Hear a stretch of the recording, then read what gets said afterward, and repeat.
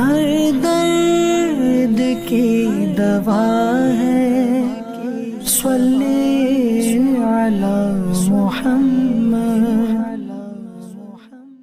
औज़ु बिल्लाहि मिनश्शैतानिर्रजीम बिस्मिल्लाहिर्रहमानिर्रहीम अस्सलातु वस्सलामु अला आलिहि व अस्हाबिहि अजमईन। अल्लाह के रसूल सल्लल्लाहु ताला अलैहि वसल्लम इरशाद फरमाते हैं, अमल का दारो मदार नियत पर है। यानी उसकी नियत देखो क्या है।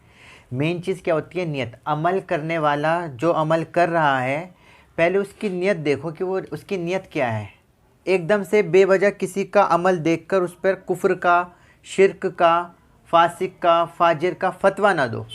पहले उसका अमल देखो और देखने के बाद उससे पूछो कि ये जो तूने अमल किया है ये क्या है। फिर वो जो अपना उसके अंदर जो था, जो वो करना चाह, फिर वो उसको जाहिर करेगा। इसी तरीके से ये तो था अमल। इसी तरीके से किसी के ज़ाहिरी अमल को देखकर भी आप ये फतवा ना दें उसको कि ये वाकई अल्लाह का और रसूल का चाहने वाला है, आशिक रसूल है। क्योंकि बाज़ लोग क्या देखते हैं, कोई नमाज अच्छी पढ़ रहा है तो लोग सोचते हैं कि ये तो विलायत के उस बाब पे पहुंच गया, वली बन गया। किसी की किरात अच्छी है तो लोग सोचते हैं ओहो किरात तो बड़ी अच्छी है, कारी साहब की, रज़ी साहब की किरात तो बड़ी अच्छी है, तो किरात बहुत अच्छी करते हैं, ये तो वली हैं। तो लोग किरात में वली को ढूंढ रहे हैं कि शायद ये तो वली बन गए, किरात बड़ी अच्छी है ना। कोई कुरान पढ़ता है खूबसूरत अंदाज से, कोई कुरान पढ़ा रहा है, सिखा रहा है बच्चों को, तो लोग सोचते हैं इसमें विलायत है। कोई इमामत कर रहा है, लोग सोचते हैं इमामत में विलायत है। भाई नमाज तो बड़ी अच्छी पढ़ाते हैं मौलाना साहब, बड़ी ज़बरदस्त नमाज पढ़ाते हैं।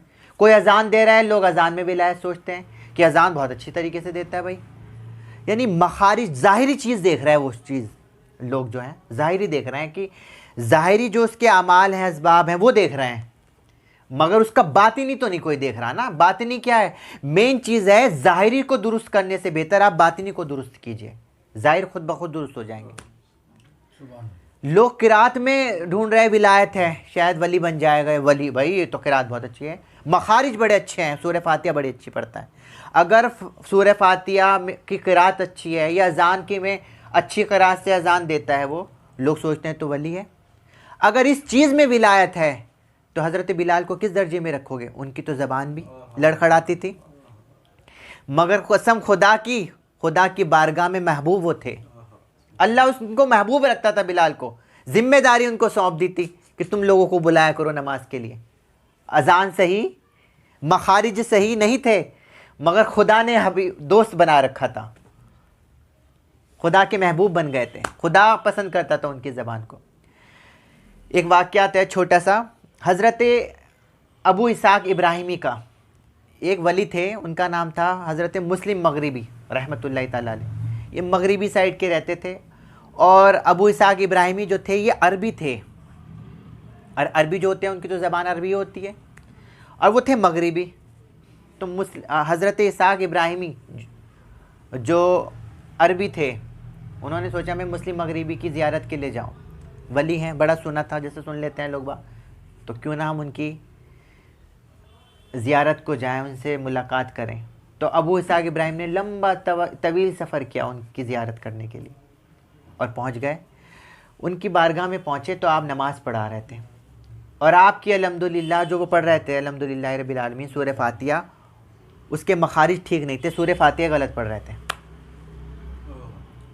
हज़रत मुस्लिम मगरिबी रहमतुल्लाहि ताला अलैह की बात कर रहा हूँ। जब अबू इसाक इब्राहिमी उनके पास पहुँचे, नमाज़ पढ़ा रहे थे, तो सूरह फातिहा की किरात कर रहे थे। तो जब देखा कि इनकी तो सूरह फातिहा गलत है, आपने उनके पीछे नमाज नहीं पढ़ी। अबू इसाक इब्राहिमी ने देखा ना, उन्होंने सूरह फातिहा देख रहे थे, ज़ाहिरी देख रहे थे।